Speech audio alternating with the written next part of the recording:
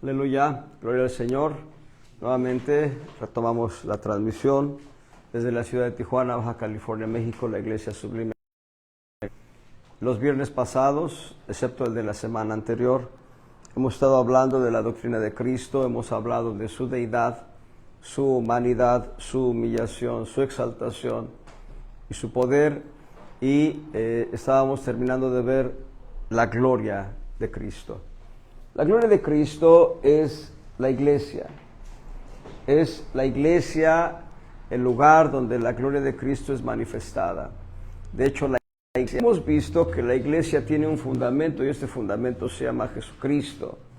Y la iglesia tiene una función específica. Es la función de darle gloria a Dios. La iglesia tiene una estructura. Esa estructura se compone en el plano universal de 5 diferentes ministerios que son apóstoles, profetas, evangelistas, pastores y maestros. En la asamblea local, en la iglesia local, la estructura se compone de pastor, ancianos, diáconos, ayudas y gobernanzas o gobernaciones. De acuerdo al crecimiento de la iglesia local, los ministerios deben crecer. Si la iglesia local es pequeña, bueno, un anciano gobernante es suficiente, o un pastor si lo hubiera. Si la iglesia crece un poco, cuán importante es que tenga la ayuda de por lo menos un anciano. Si la iglesia fuese una asamblea de tal vez 100 miembros, yo creo que 2 o 3 ancianos, además del pastor, serían suficientes. Y así, según crece el número de iglesia, el número de congregantes, debe darse también el número de ministerios. Los diáconos también deben establecerse en una iglesia local cuando ésta requiere de una ayuda material importante. Y por supuesto, las ayudas y gobernanzas. Las ayudas son aquellos ministerios que visitan a los enfermos, que van por los ancianos de la iglesia local y los traen y los llevan de regreso a su casa, o en casos donde hay gente que tiene alguna capacidad diferente, puede ser traído a la iglesia y llevado a su casa por estos ministerios de ayudas. Cuán importantes son estos ministerios. Así que la iglesia tiene una estructura. En primer lugar, los 5 ministerios. En segundo lugar, la asamblea local, los otros ministerios que he mencionado. Y número 4, la iglesia tiene una forma de adoración, y esta forma de adoración es la expresión de los 9 dones espirituales.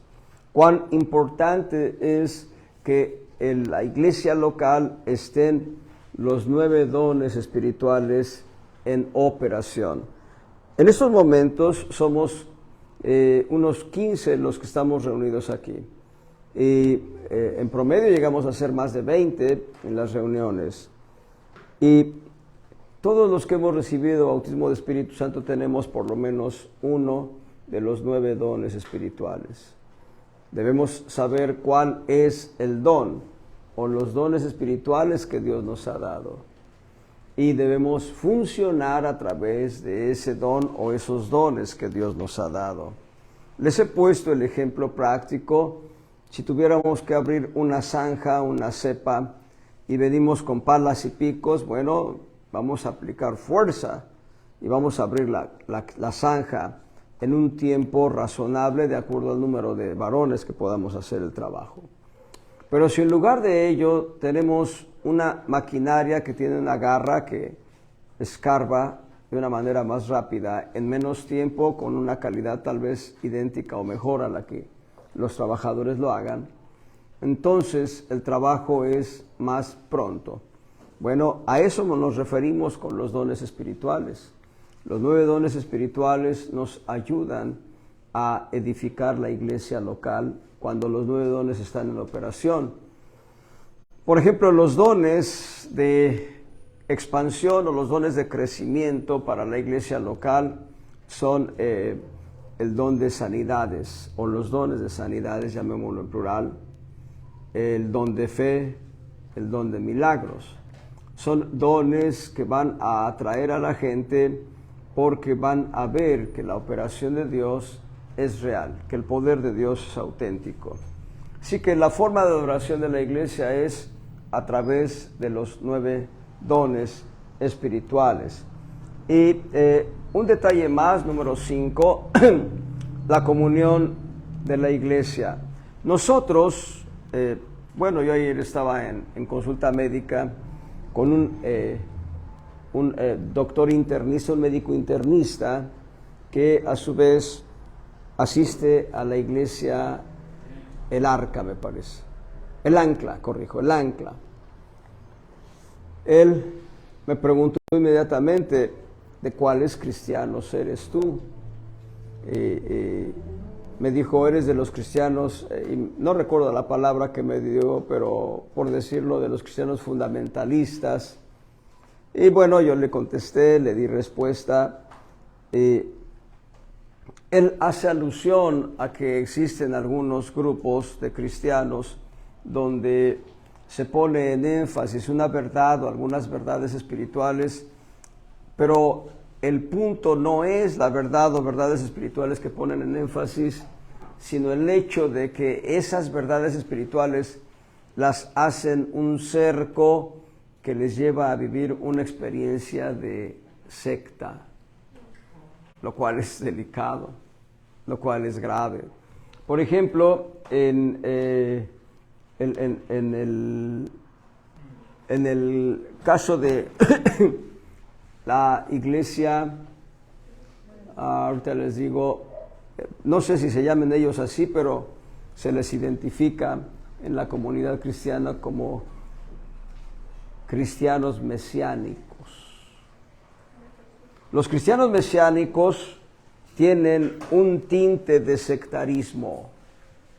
Yo estaba en un servicio fúnebre hace ya años, varón de Dios, partió a la presencia del Señor, y había mucha gente, había cientos de personas ahí en los servicios fúnebres.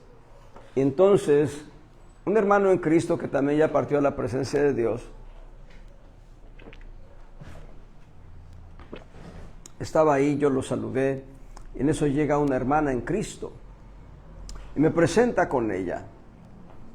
Ella voltea y le dice a aquel varón, le dice, ¿es de los nuestros? Así dijo. Y ese varón contestó, dijo, no es de los nuestros. Eso es una expresión sectarista, hermanos. Les voy a decir algo muy importante, muy, muy importante. Es el quinto punto, estamos en el quinto punto, que es la comunión de la iglesia. Seas bautista, metodista, nazareno, adventista, luterano, presbiteriano, calvinista, pentecostés, neopentecostés, seas de la asamblea de los hermanos, del recobro, del donde seas, teniendo a Cristo en el corazón, eres hermano en Cristo. Somos hermanos en Cristo. No debemos distinguirnos por apellidos, somos cristianos. Hay quienes se distinguen por los apellidos, pero la clave aquí es que somos muchos miembros, pero un solo cuerpo. Y lo importante es que tengamos identidad. Estaba un varón en un banco, en una sucursal bancaria, estaba leyendo su Biblia.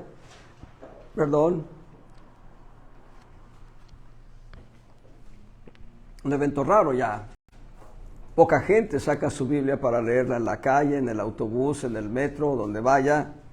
Metro en la Ciudad de México, en el trolley acá en San Diego.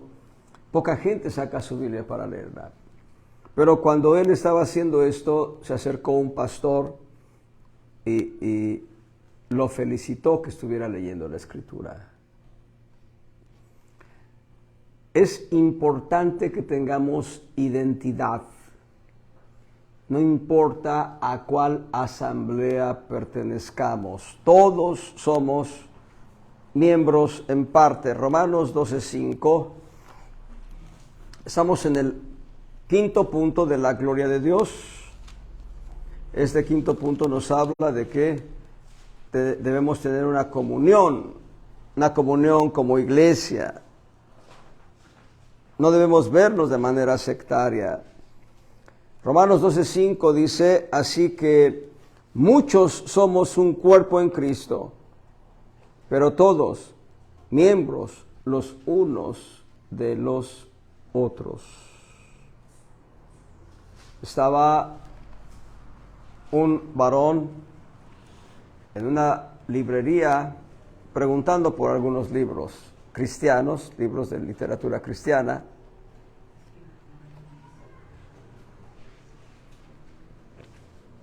Llegó un pastor desconocido, un completo desconocido en el plano natural. En el plano natural. Y entonces quería comprar un libro y no le alcanzaba el dinero. Y aquel varón que estaba ahí dijo, aquí está, para que compres el libro. Porque hay una identidad en Cristo. Porque somos de Cristo los que hemos confesado a Jesús como nuestro Salvador personal. Todos somos de Cristo. No importa la afiliación, cualquiera que sea. Somos de Cristo. Un día vamos a estar en la presencia de Dios, todos los que hemos confesado a Cristo, todos estaremos en la presencia de Dios por la eternidad y no habrá filiación. No habrá grupos que digan, allá están los adventistas y acá están los luteranos, pero allá están los bautistas y por acá los metodistas. No lo habrá. No va a ser posible. Es más, y esto tal vez suene un poco duro, pero el que te ofendió, pero es de Cristo, va a estar allá y tal vez estemos juntos. Y allá no puede haber discordia. El pecado fue echado fuera del cielo cuando fue echado Satanás. El Señor expulsó a Satanás con violencia, lo echó con tal violencia como cuando un rayo cae a tierra. Así tal es la violencia con la que Dios echó a Satanás fuera del cielo. El cielo ya no tiene lugar al pecado. Así que no importa si te quedó a deber $1 o 10,000 pesos. Va a estar allá. Y si te toca estar muy cerca de Él, tienes que amarle. En eso consiste este principio. No debe haber distinción. Es que tú eres de los que hablan lenguas. Yo no hablo lenguas. Bueno, cada quien dará cuenta de sus actos de fe, pero lo importante es que hable o no hable lenguas. ¿Es de Cristo? Sí, somos de Cristo. Somos de Cristo. Pero tú crees que la salvación se pierde. Yo creo que la salvación no se pierde, pero somos de Cristo. Cada quien dará cuenta de los actos de fe de su corazón. Yo no tengo problemas en cuanto a que la salvación es permanente para nosotros.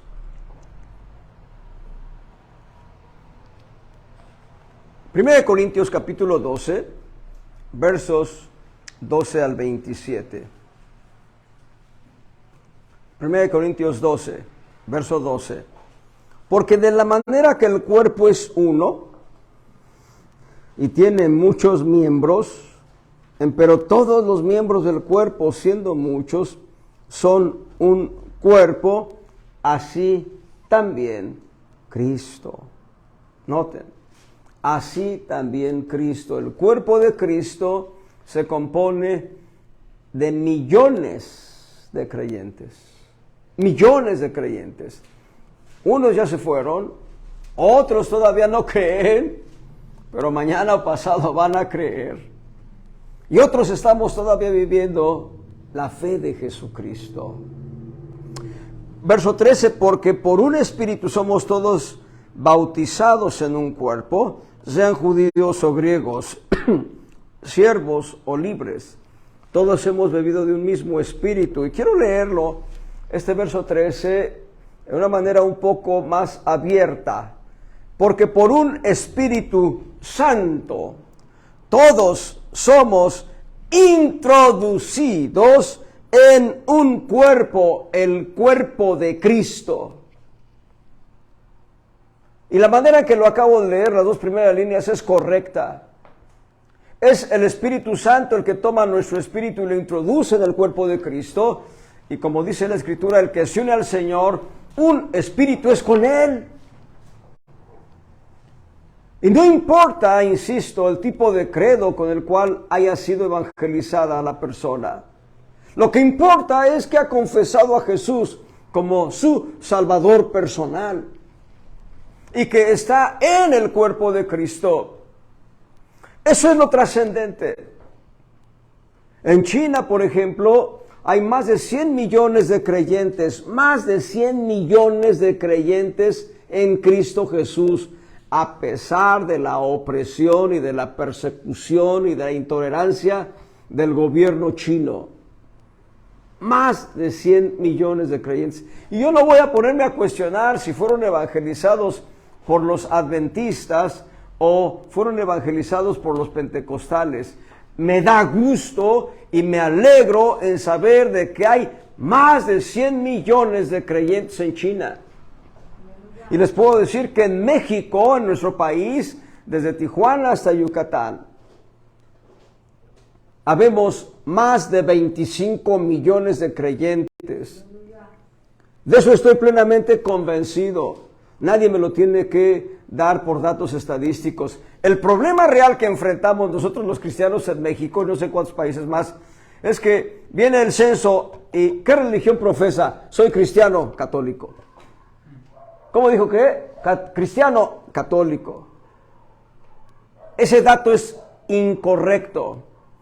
Pensar que los cristianos son católicos. Tendríamos que decir protestante, evangélico o algo así para que nos saquen de la lista. Y hay quienes son ignorantes. Hay por ahí un libro, no lo recomiendo que lo lean, lo cito porque ahí hay errores garrafales, se titula Cristo para principiantes, no lo lean.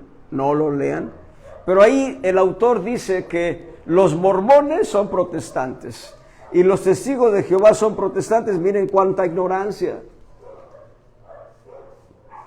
Es el punto que entonces, regreso, es un espíritu, el Espíritu Santo, el que nos ha introducido dentro del cuerpo, el cuerpo de Cristo, y nos ha unido al Señor. Por tanto, somos un espíritu con el Señor. Verso 14, estoy en 1 Corintios 12, verso 14. Pues ni tampoco el cuerpo es un miembro, sino muchos miembros. Si dijera el pie, porque no soy mano, no soy del cuerpo, por eso no será del cuerpo. Y si dijera la oreja, porque no soy ojo, no soy del cuerpo, por eso no será del cuerpo. Vean qué ilustraciones tan más elocuentes. No, pues es que yo no predico. Bueno, pero ¿qué labor sabes hacer? Tal vez sabes orar. Tal vez puedes pasar 2 o hasta 3 horas al día en la presencia de Dios en oración. Cuán importantes son las rodillas en el cuerpo de Cristo. Las rodillas son un soporte vital. Dice el verso 17, si todo el cuerpo fuese ojo, ¿dónde estaría el oído? Si todo fuese oído, ¿dónde estaría el olfato? Verso 18, pero ahora Dios ha colocado los miembros, cada uno de ellos en el cuerpo como quiso. Que si todos fueran un miembro, ¿dónde estuviera el cuerpo? Mas ahora muchos miembros son a la verdad, pero un cuerpo. Ni el ojo puede decir a la mano, no te he menester, ni asimismo la cabeza a los pies, no tengo necesidad de vosotros. Antes, mucho más, los miembros del cuerpo que parecen más flacos son necesarios. Y a aquellos del cuerpo que estimamos ser más viles, a estos vestimos más honrosamente. Y los que nosotros son menos honestos tienen más compostura. Porque los que nosotros son más honestos no tienen necesidad, mas Dios ordenó el cuerpo dando más abundante honor al que le faltaba. Para que no haya desaveniencia en el cuerpo, sino que los miembros todos se interesen los unos por los otros. Por manera que si un miembro padece, todos los miembros a una se duelen, y si un miembro es honrado, todos los miembros a una se gozan. Pues vosotros sois el cuerpo de Cristo, y miembros en parte. Fíjese bien, hay quienes cuestionan, yo no, aclaro, yo no. Hay quienes cuestionan el ministerio de Billy Graham. Yo no lo cuestiono. Y Billy Graham fue un evangelista, ya partió la presencia de Dios, fue un evangelista que tocó los corazones de millones de almas. Y no me interesa a mí saber si fue presbiteriano o bautista. Lo que a mí me impacta es que él haya sido un cauce a través del cual Dios tocase millones de almas. El hermano Chichi Ávila era un evangelista, ya partió a la presencia de Dios. Perdón, él no creía. Perdón. Perdón.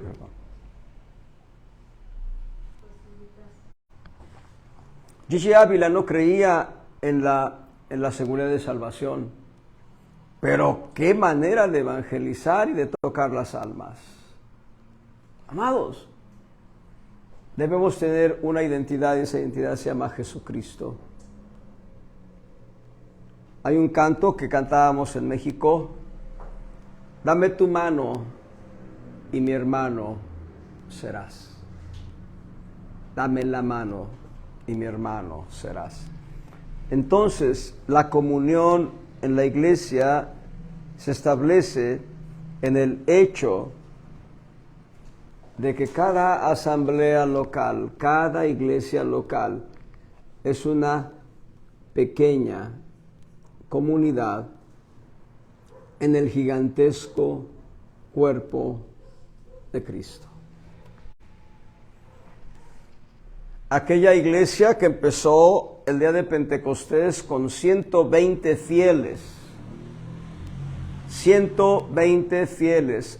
Quiero aclarar, fueron más de 120, ya que estamos en Corintios, quiero que vean en 1 Corintios 15.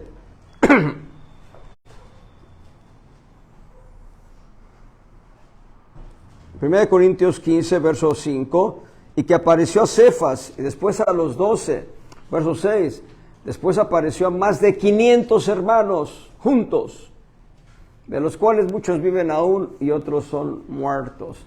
Noten, en realidad ya el embrión de la iglesia era de cientos, pero solo 120 esperaron la promesa que vino del Señor y entonces fueron llenos de Espíritu Santo.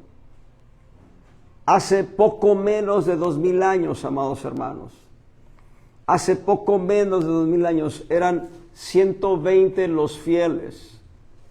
En el siglo III, hace cerca de 1700 años,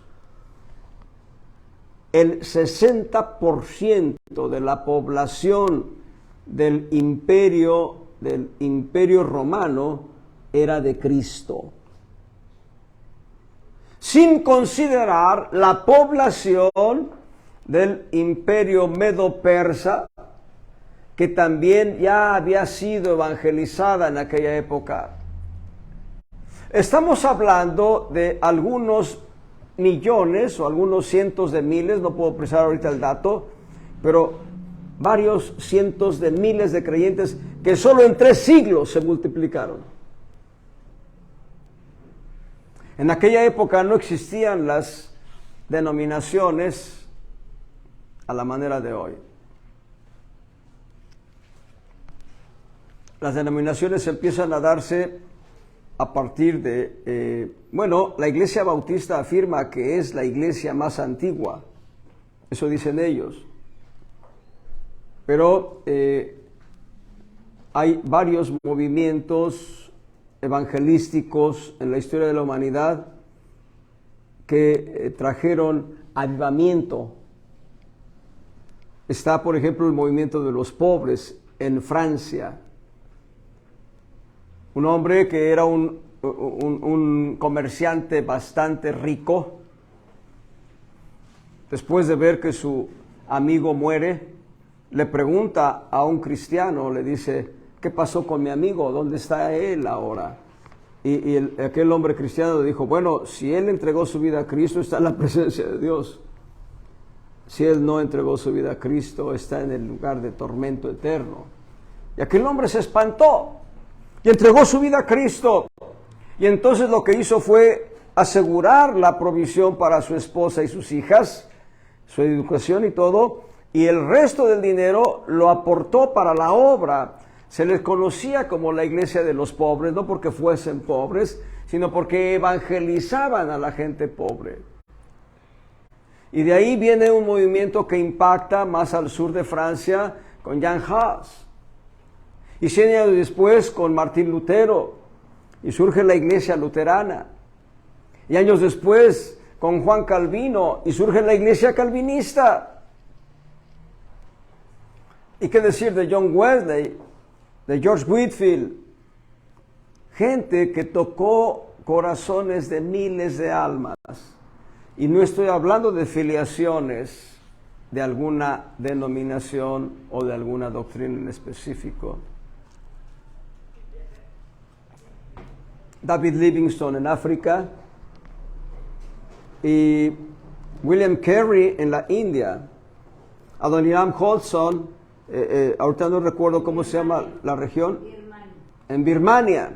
Adoniram Judson en Birmania. Él hizo la traducción al birmano de la Biblia, que el día de hoy es vigente.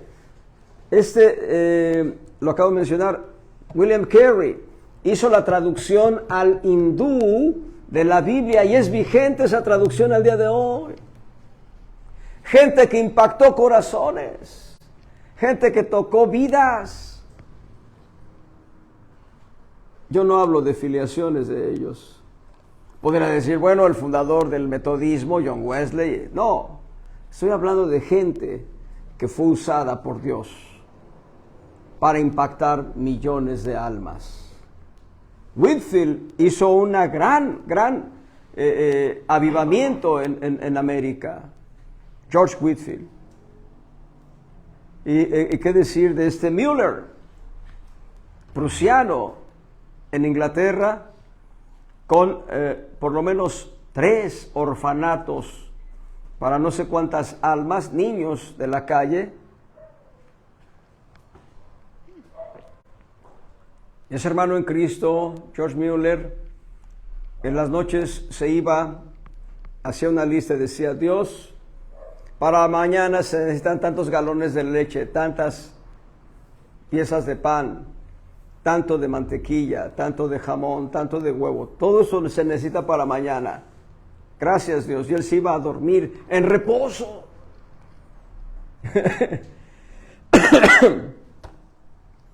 Dios proveyendo siempre.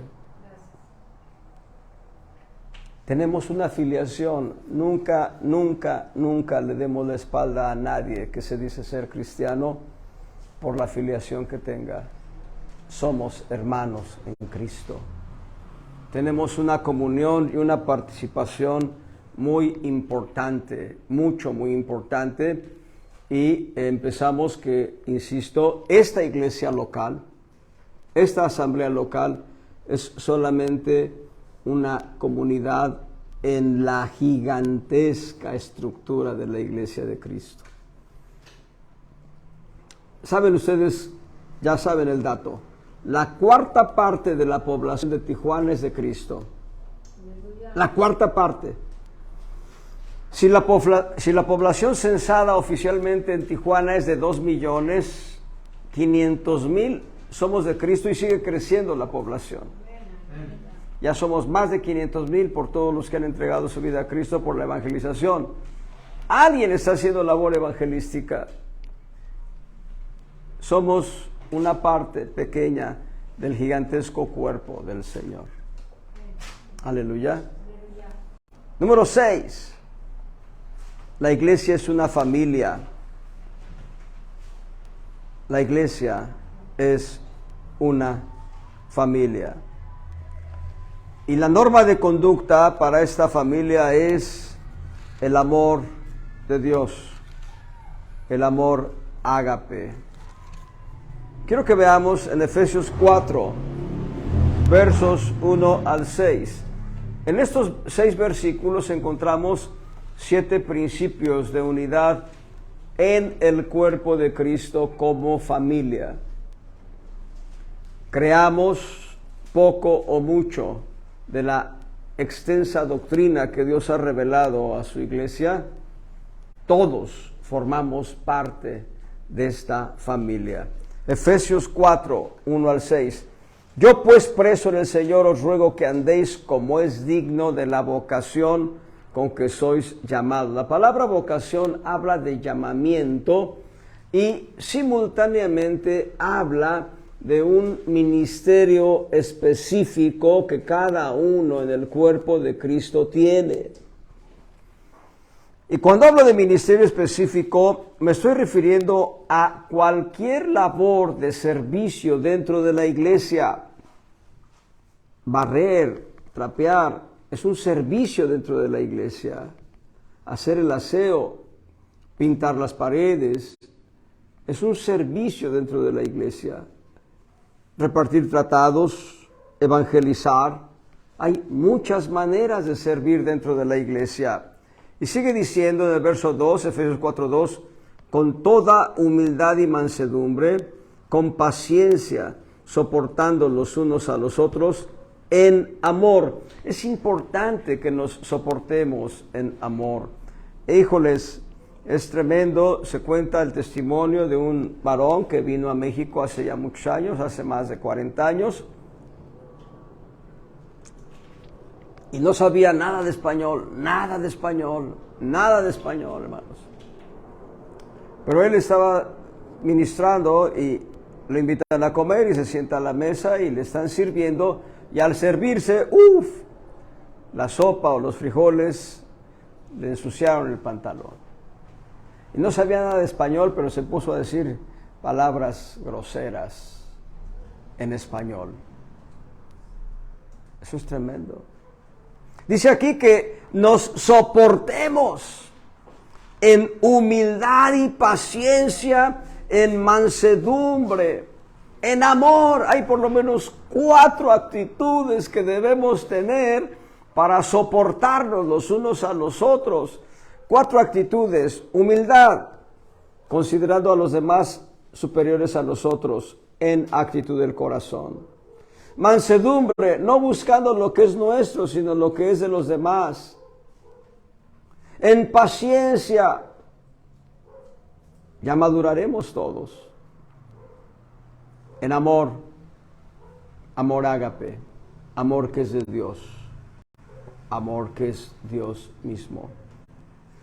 Y enseguida, versos 3 al 6, va a darnos 7 principios de unidad.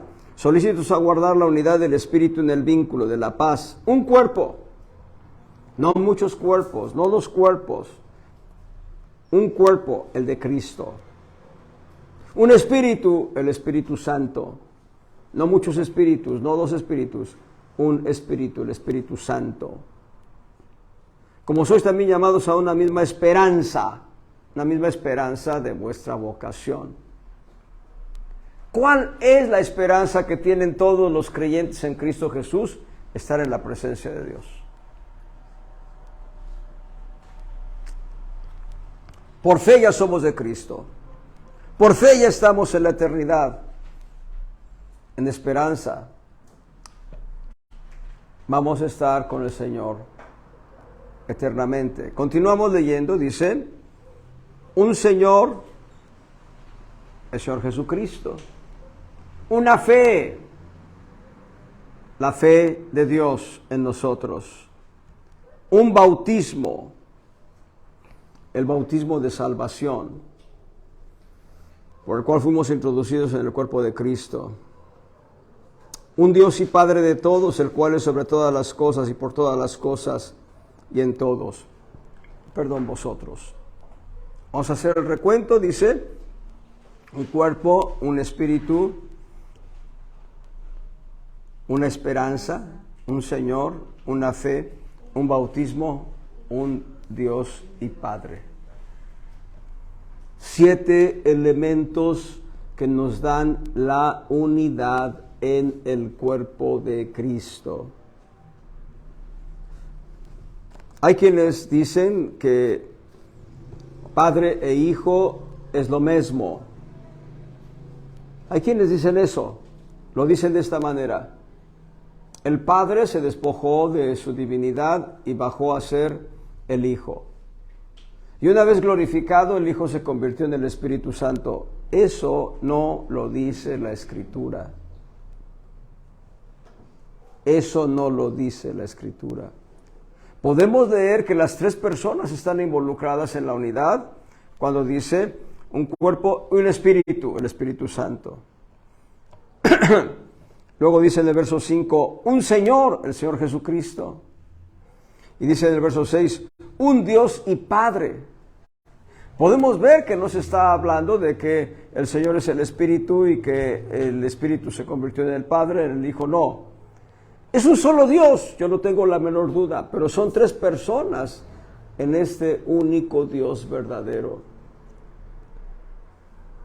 Ahí es donde debemos tener cuidado cuando se empieza a tergiversar la doctrina, cuando se empieza a hablar completamente ajeno a la Escritura. En la actualidad existen iglesias que creen que la salvación se pierde, pero creen en la salvación, gloria al Señor.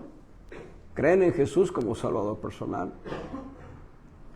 Hay iglesias que creen que la salvación no se pierde, pero no aceptan las lenguas, el hablar en lenguas. Y si hablas lenguas, te satanizan. Bueno, nosotros no estamos para distinguir. Estamos para sumar. ¿Eres de Cristo? Dame la mano y mi hermano serás. Romanos 13:8.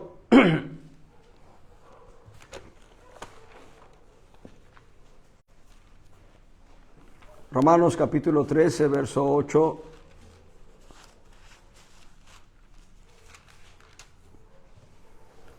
No debáis a nadie nada, sino amaros unos a otros, porque el que ama al prójimo cumplió la ley. Esta palabra amor es ágape, amor que es de Dios, amor que es Dios mismo. Dios nos ha dado la capacidad para amarnos. Esta expresión la vamos a ver, digamos, como punto de partida en Juan 13:34. En Juan 13:34 podemos decir que ahí está el punto de partida cuando el Señor dice, un mandamiento nuevo os doy. Un mandamiento nuevo os doy, que os améis los unos a los otros, así como yo os he amado. Eso dice el verso 34. Y es el punto de partida del mandamiento nuevo que se va a repetir a lo largo del Nuevo Testamento más de 17 ocasiones. El amor. La manera en que lo está diciendo el Señor es muy elocuente. Dice, así como yo os he amado. La pregunta es, ¿cómo nos ha amado el Señor? Hasta la muerte y muerte de cruz. Esa es la diferencia entre el mandamiento del Antiguo Testamento, donde se hablaba de amar al prójimo. El Señor Jesucristo está diciendo, como yo os he amado. En todo el Nuevo Testamento, para darnos una estructura y establecer que el amor entre nosotros como familia, que debe expresarse primero en obediencia como mandamiento, es un mandamiento de Dios. Segundo, como testimonio, es un testimonio al mundo. Tercero, en sometimiento a la autoridad divina, y ese sometimiento es en mansedumbre. ¿Cuán importante es el amor en la iglesia? Espero que Mónica coincida conmigo porque creo que hemos coincidido en ese aspecto. En Ciudad Obregón, Sonora, vivimos solamente 9 meses allá. Pero la iglesia en la que nosotros nos llegamos a congregar, la iglesia central de las iglesias de Dios del Evangelio completo, fue una iglesia que destiló amor, mucho amor por nosotros que éramos completos desconocidos. Nosotros teníamos escasamente unas 2 o 3 semanas de haber llegado y de habernos presentado a esta iglesia local. Es una iglesia grande, por cierto. Y entonces un domingo yo llego a la iglesia y me ven solo y me dicen, ¿dónde está la hermana Mónica? Está en cama. Cuando yo llegué a casa, ¿saben qué estaba ahí? Un grupo de hermanos orando con ella. El amor. Yo no estoy distinguiendo si esta iglesia es así o asá, simplemente estoy distinguiendo que esta iglesia mostró amor. Y entonces pasaron los meses, nos involucramos con la iglesia y hay un momento en el cual estamos en un evento y se acercan unos hermanos a Mónica y a mí y nos dicen, ya les tenemos una casa, porque estábamos rentando una pequeña guardilla bohemia. En tanto se definía mi condición en la oficina donde yo trabajaba. Y nos dio gozo y al mismo tiempo tristeza. Gozo de saber que la gente se preocupara por nosotros. Tristeza, porque ya teníamos la consigna de que yo vendría para Tijuana a trabajar acá. Gloria sea al Señor. Y entonces les dijimos, es una pena, pero en tantos días tenemos que irnos a Tijuana. Habíamos organizado una comida para los hermanos, no pudimos celebrarla con ellos. Mi papá partió a la presencia de Dios días antes y tuvimos que salir de urgencia a la Ciudad de México para el funeral de mi padre. Y de ahí a Monterrey para una atención médica de Moni. Ya no pudimos regresar a Ciudad Obregón, Sonora. Pero una cosa es cierta, coincidimos Mónica y yo. Esa iglesia destilaba amor. Es lo que debemos manifestar nosotros, amor, amor ágape, el amor que es de Dios, el amor que es Dios mismo. Vean en 1 de Juan, este mandamiento como se reitera en 1 de Juan varias veces. Le dicen al apóstol Juan el apóstol del amor, porque él habla mucho del amor, pero él habla del amor por la inspiración del Espíritu Santo. 1 de Juan 3:11. 1 de Juan 3:11. Porque este es el mensaje que habéis oído desde el principio, que nos amemos unos a otros. Verso 23, y este es su mandamiento, que creamos en el nombre de su Hijo Jesucristo y nos amemos unos a otros como nos lo ha mandado. Ahí mismo en el capítulo 4, versos 7 y 8. 4, 7 y 8. Carísimos, amémonos unos a otros porque el amor es de Dios. Cualquiera que ama es nacido de Dios y conoce a Dios. El que no ama no conoce a Dios porque Dios es amor. Verso 11. Amados, si Dios así nos ha amado, debemos también nosotros amarnos unos a otros. Versos 20 y 21. Si alguno dice yo amo a Dios y aborrece a su hermano, es mentiroso.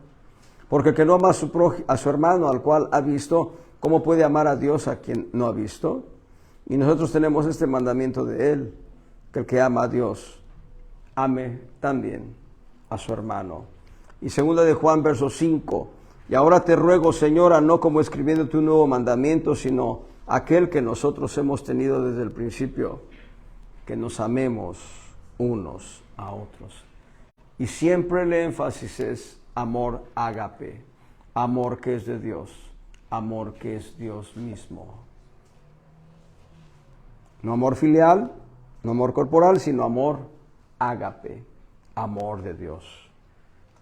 Y número 7, ¿cuál es el futuro de la iglesia? Estamos viendo que la gloria de Cristo es la iglesia. ¿Cuál es el futuro de la iglesia? Bueno, la iglesia tiene un llamamiento a ser la esposa del Cordero.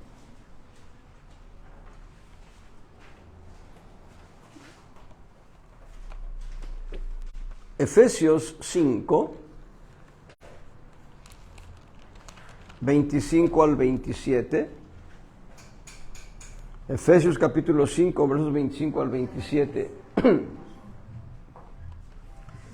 Maridos, amad a vuestras mujeres, así como Cristo amó a la iglesia y se entregó a sí mismo por ella, para santificarla, limpiándola en el lavacro del agua por la palabra, para presentársela gloriosa para sí. Una iglesia que no tuviese mancha, ni arruga, ni cosa semejante, sino que fuese santa y sin mancha. El futuro de la iglesia es ser la esposa del Cordero. A eso es llamada la iglesia, a ser la esposa del Cordero. Y por mencionar una semilla, no la voy a desarrollar, pero sí voy a darles una semilla.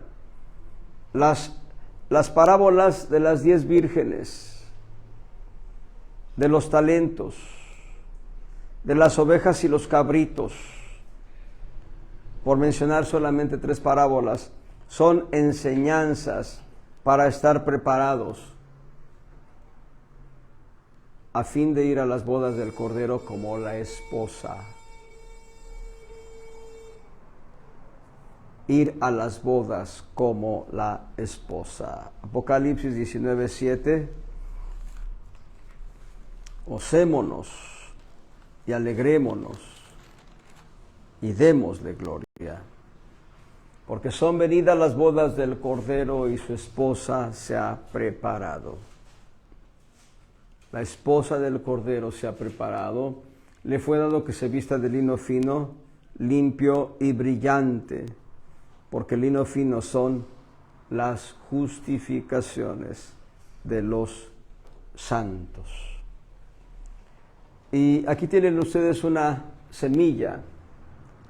Así como la luna no tiene luz propia, sino que refleja la luz del sol, así la iglesia de Cristo, no teniendo luz propia, refleja la luz de Jesucristo.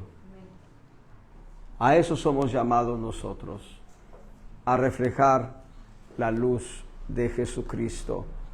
Juan capítulo 12, verso 8.